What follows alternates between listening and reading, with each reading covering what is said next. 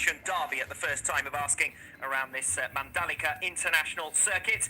And two riders unfortunately withdrawn through injury. Kanta Hamada, fractured left forearm, and Hakim Denish, a crash from fifth position. He's out with a double fracture to his right wrist. So we're two riders down. But that does mean that several riders promoted to be a little bit closer to the front. And a couple of riders to watch further down the order.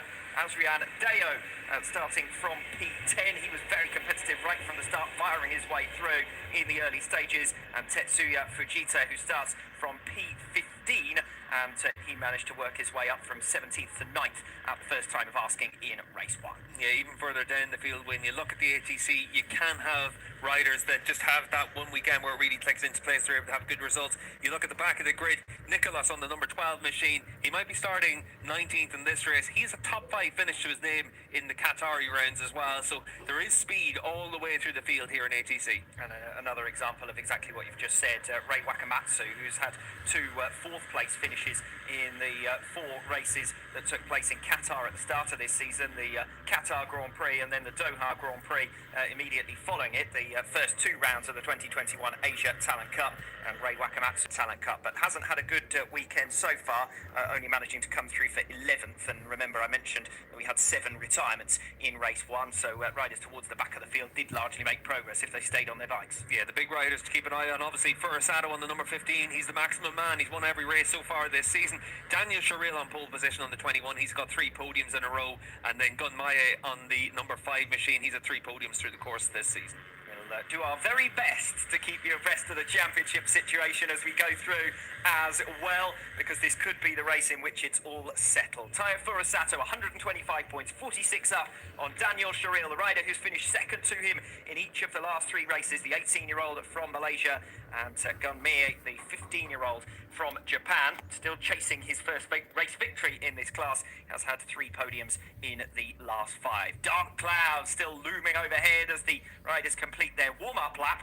And if we do get wet weather, it will quickly become treacherous out there. Yeah, whatever weather we've had so far today has come from the ocean backwards, so it is pushing with it some clearer skies. So hopefully for the 12-lap Asia Talent Cup race, we're able to get through and see some nice clean action on what's a mostly dry track at this stage. Yes, we didn't order the weather until World Superbike Race 1, did we?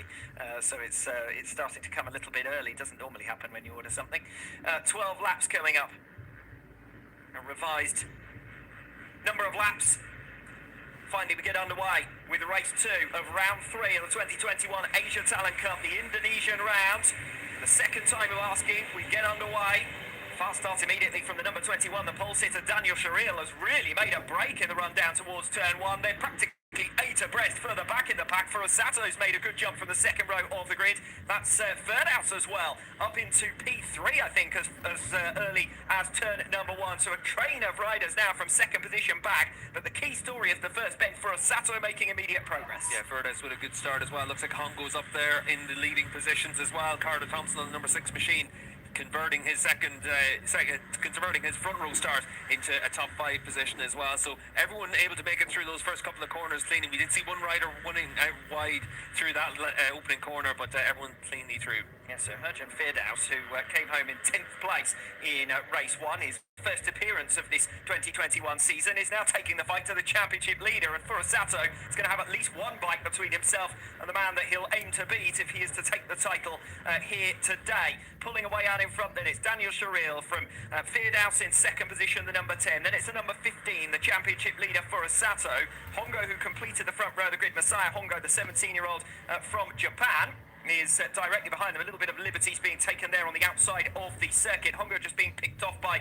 Gunmaye, who recovers 4th position successfully. Furasato getting back on terms with Verdaus now, and Mie following him through. Hongo's been relegated down to 5th position, but the main loser of the opening up has been Carter Thompson from P2 down to P7. A little bit of rubbing in the top 5 positions. They're only costing one another time at this stage. Yeah, and certainly at the front of the field, Daniel Sharil has to take advantage of any scrapping that goes on behind him. He's been able to open up a pretty good lead on the opening lap. We'll see if the likes of Furasato is able to close down that 7/10 of a second. Verdaus was the rider to lose out in that scrapping.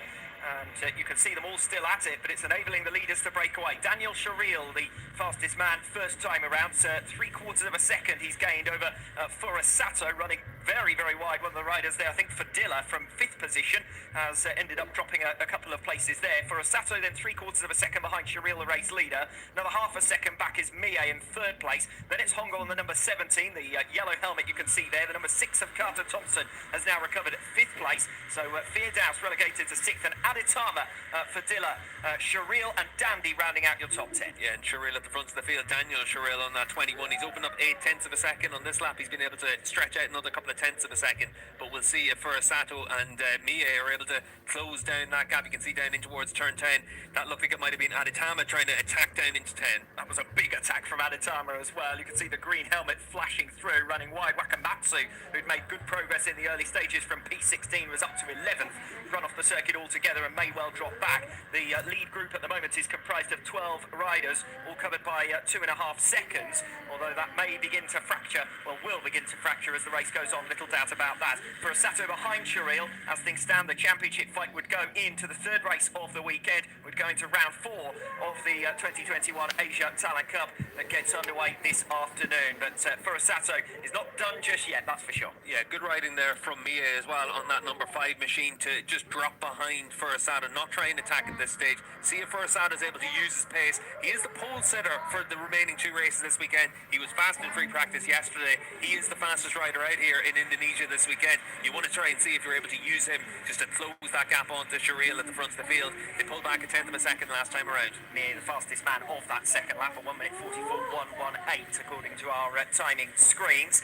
So just 7/10 of a second now covering the lead trio. There's over a second, the gap back now to Messiah Hongo on the number 17. I think that Feardouse might have just got back in front of him, actually. The two of them scrapping in the early stages of lap 3. Carter Thompson trying to recover. So that's your breakaway, and it's a trio once again contesting the podium places. Yeah, and certainly as it is right now, you'd expect these 3 to be able to maintain their pace and stay as a bit of a group, because Furusato and Mie are going to close up on Daniel Shireel already in the last couple of corners. We've seen them pull back another couple of tenths of a second. They are doing their best to get that gap down. It's down to 4/10 of a second. Messiah Hongo coming through on the inside of Herjan Feardouse, and Hongo who crashed out pretty spectacularly actually at the final turn halfway through yesterday's race, his first retirement of the season, back up and running and inside the lead group once again. He was in the top 6 at the time of his crash yesterday. Certainly has been his best weekend so far. A 7th position in the visit to well, I think I might have cursed him because he's run off the circuit altogether there and been picked off by Feardouse, but that's one of those inevitable circumstances of a pack race, and he is still in the group from 4th position back. Very much 2 fights at the moment. But just going back to Messiah Hongo on the number 17, having a really strong weekend here, and has never finished in the top 6 before, so looking good to do so in race 2. I'll tell you what, all the way around the outside, I think that was Fadilla. This is his debut weekend in the ATCs. After picking off 2 riders on the run in turn 15 there, looks like he was able to get through on the likes of Carter Thompson in front of him. Recap Fadilla, who was 5th position in yesterday's race. It was a race of attrition, as we've been saying in the build-up, but on your debut to keep your nose clean when 7 riders around you are retiring is impressive.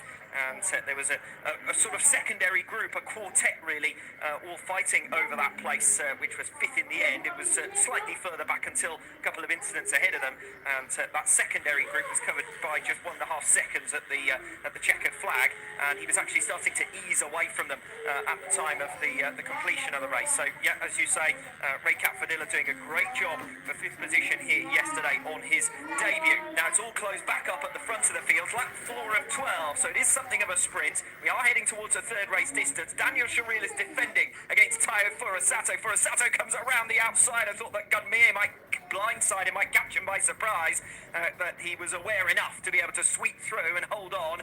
Mie then in 2nd position, and that's the worst possible outcome for Daniel Shireel, who's relegated down to 3rd. Yeah, Shireel goes from 1st to 3rd, and Furusato's done a good job to bridge that gap. We've also seen Mie with fast pace all the way through this weekend, and in yesterday's race, he just gave up a little bit of ground in the final laps. Obviously a shorter race today, that might play to his strengths as well. Yes, I should say that Gunmir is only 6 points back from Daniel Shireel in the championship standing, so he is among the riders who can deny Furusato at least taking the championship in this very race. The other, Carter Thompson, is all the way down in 8th position, so I think we're talking about 3 riders now as potential title contenders, and None more so than, of course, Furusato, who is the championship leader for a reason. He's won all of the races so far.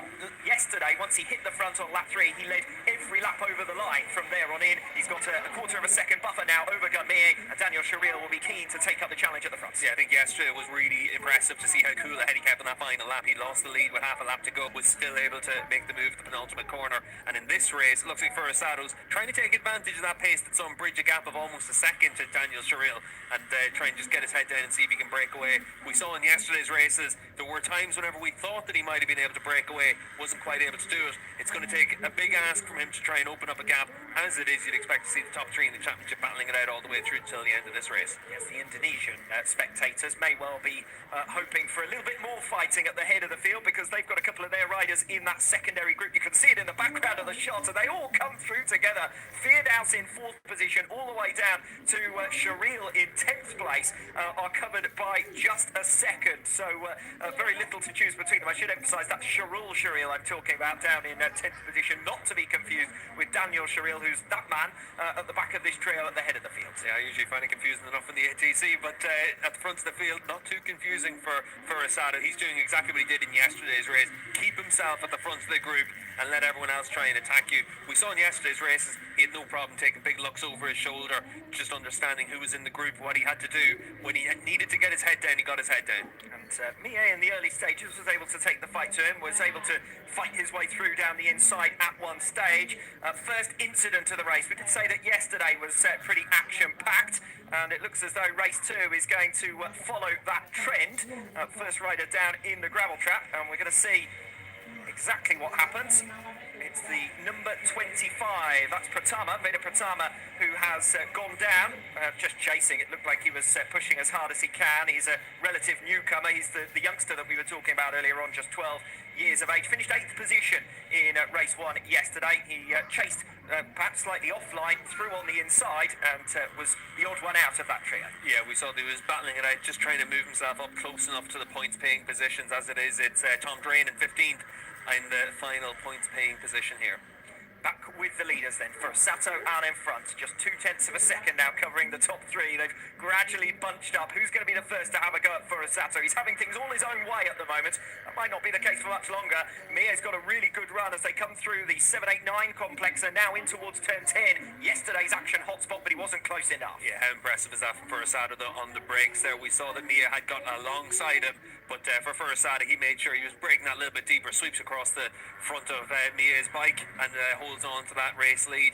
That's what we saw in yesterday's race as well from Furusato. We know turn 10 is probably the best overtaking opportunity in the ATC. That's where a lot of moves were made yesterday. It's also where we saw a lot of incidents and a bit of carnage. Yes, and if Mie can't get through there, then it looks as though he's keen to get through elsewhere in towards turn 16, although we know that Furusato is good against defending against those moves in towards turn 16, don't we, from the last lap of race 1.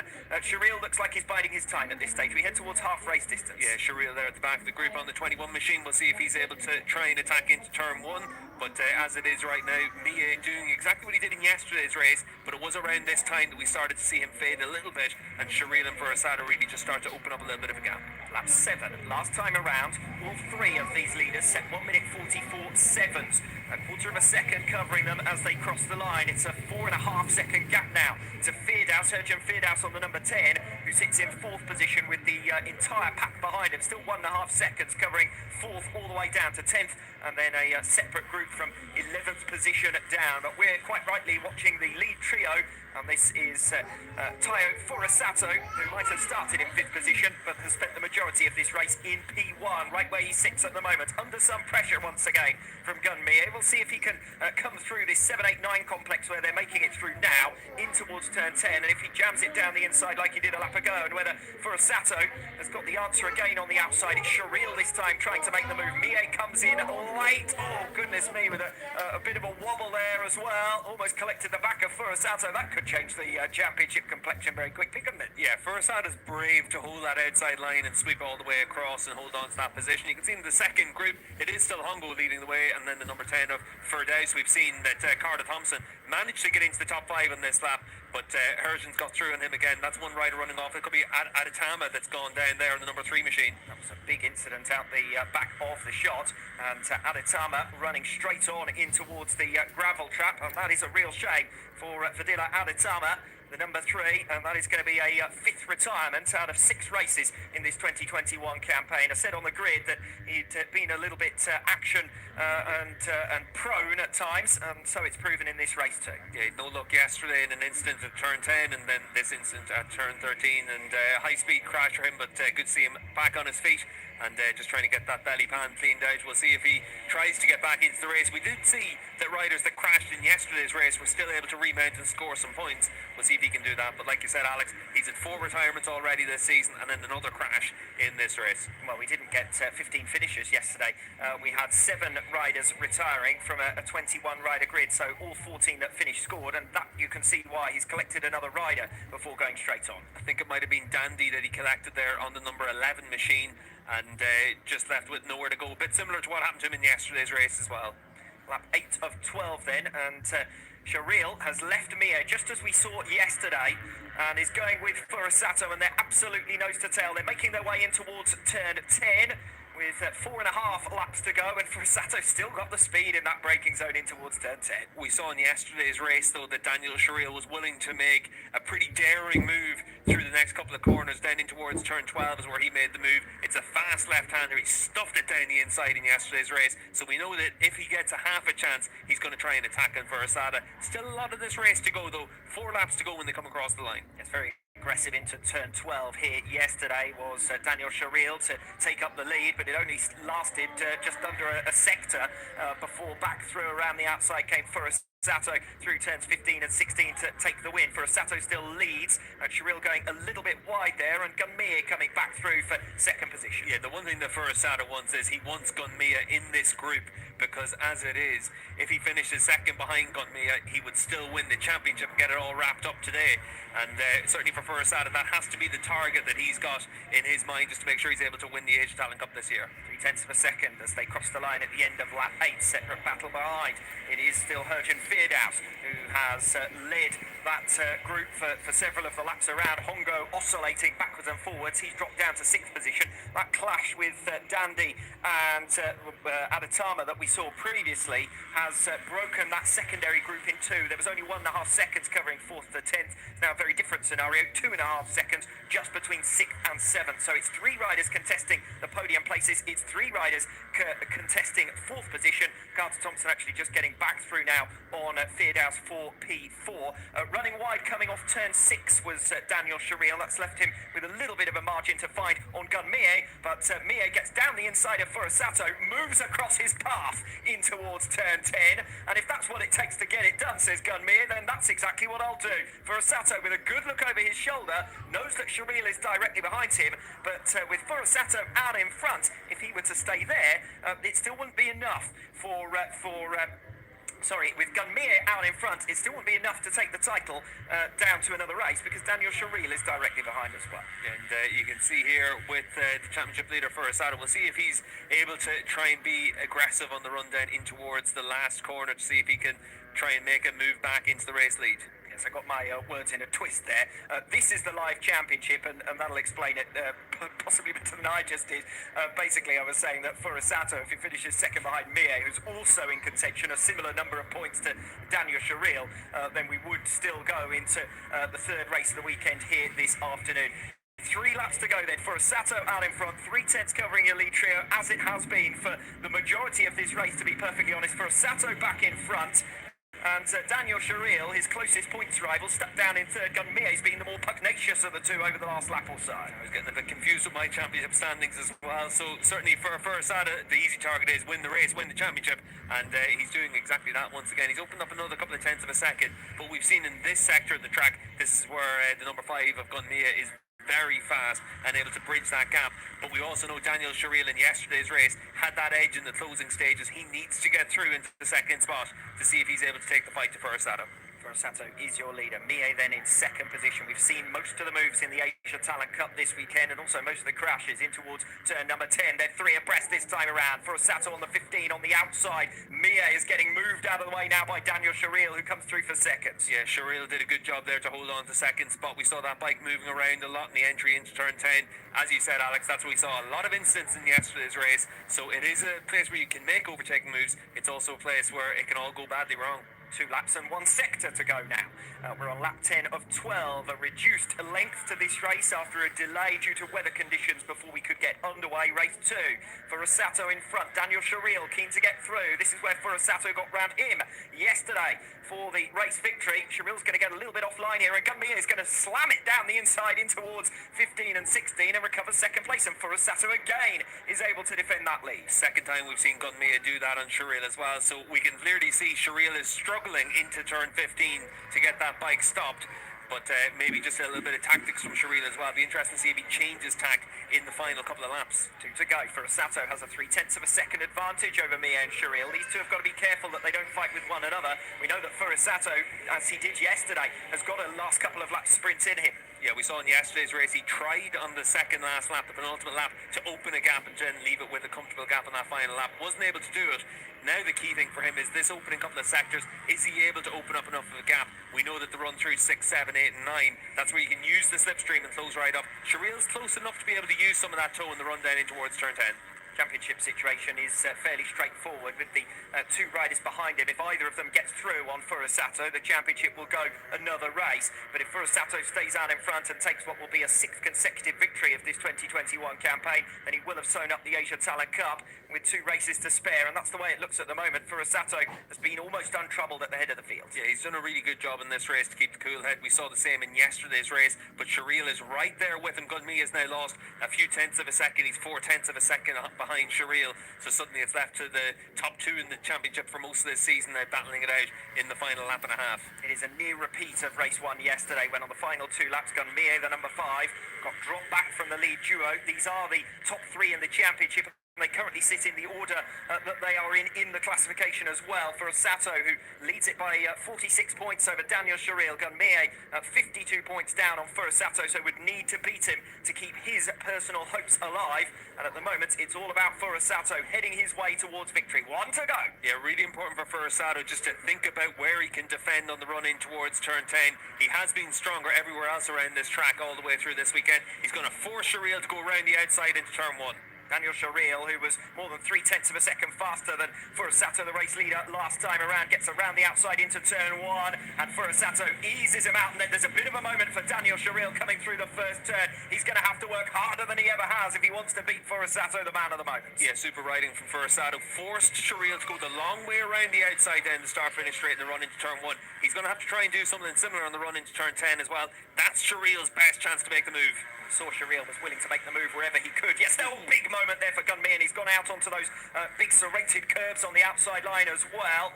So that rules him out of a fight between these top 2 because there's 0.6 of a second already between second and third positions, and Gunmi has got it all wrong there on the final lap. He holds on for a podium position. Sharil to the outside line then as they come in towards turn number 10. Tries to go the long way round. He'll now switch it back. It gives him the inside line for turn 11. Daniel Sharil has thought about this in advance, but he's not quite alongside Sato, defends the position through turn 12, where Daniel Sharil passed Sato here yesterday. These two have swapped and changed their 0.8 of a second across the last timing point between the 2 of them. Sharil gets nerfed to the inside. He takes that as his opportunity, as his call to arms into turn 13 and comes through.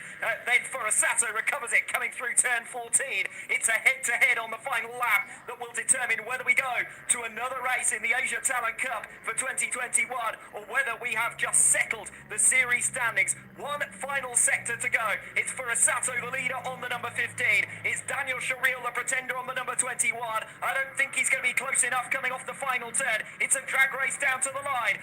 Sato holds on, and Tayo Sato claims the 2021 Asia Talent Cup with 2 races to spare. I actually thought Sato might have gone too defensive there in the final sector. Judged it to perfection.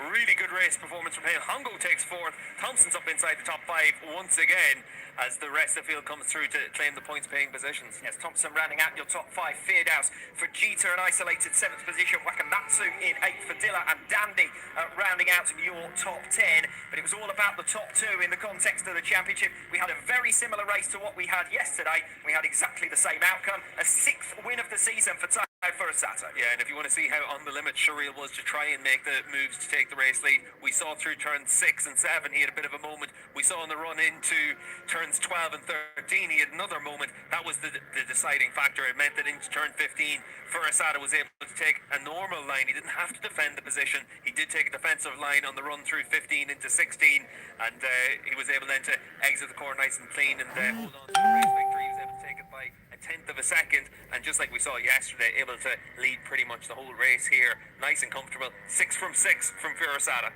And you get the impression that Daniel Shireel just felt that he had to throw everything at Furusato if he was going to have a hope of beating him and pushing this championship fight on. I think realistically, even if Daniel Shireel had got through to hit the front, Furusato would have been a matter of a few points away from claiming the title, and more than likely would have done it this afternoon anyway. But Furusato, 150 points out of a possible 150, still 50 up for grabs over the course of this afternoon and tomorrow. But Daniel Shireel is now 51 points behind. Mie 61 points behind Furusato, 10 therefore behind Shireel, and 19 clear of Carter Thompson. Damage limitation ride in the end for Thompson. We just watched the timing screen because we've had a penalty for exceeding track limits on the final lap, and it's for Wakamatsu.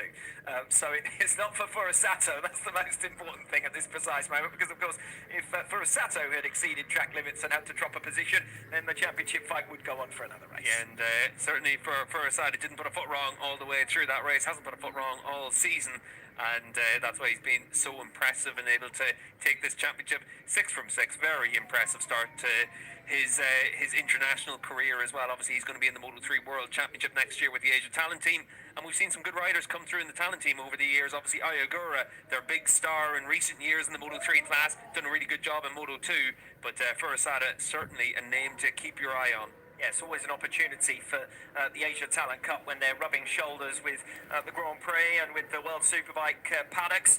And Furusato is a name that we'll remember for the future, little doubt about that. 16 years of age from Japan, and he's taken the Asia Talent Cup, and in the best possible fashion as well, with 6 wins out of 6 so far.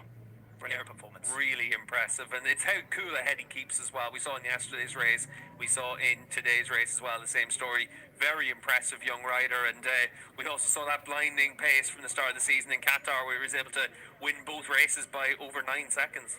4 second places in a row for Daniel Shireel. He's going to be getting fed up with this. It's all 4 of them that have been less than a third of a second between himself and Furusato, and he's got 2 more opportunities to at least try and take that first victory since his comeback. Yeah, it has been a really impressive comeback. We talked about it after race 1 when he had a fractured leg in Sepang a few years ago, almost had to have his leg amputated, so it shows just how impressive a job he's done to recover from that. The 18-year-old, and able to take his 4th consecutive second place finish, and certainly you'd like to see him end the season with a race victory, but Furusato's performances, they don't tend to leave the door open for too much. No, but Shireel's story is only missing that one final chapter, isn't it?